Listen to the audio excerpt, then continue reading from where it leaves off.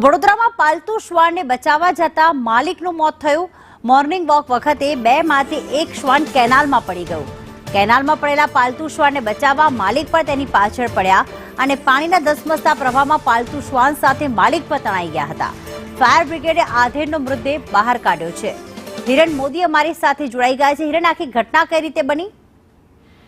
ખાસ કરીને વાત કરીએ ગુરુવા પંચવટી કેનાલ પાસે રહેશે આ બિરજુભાઈ પિલ્લઈ અને નિત્યક્રમ મુજબ બે એમના કૂતરાને લઈને મોર્નિંગ વોકમાં નીકળ્યા હતા। કેનાલ પાસે પહોંચ્યા ત્યાં કેનાલમાં એક કૂતરું અંદર પડી ગયું, જેને બચાવવા જતા એ પણ અંદર ડૂબી ગયા હતા।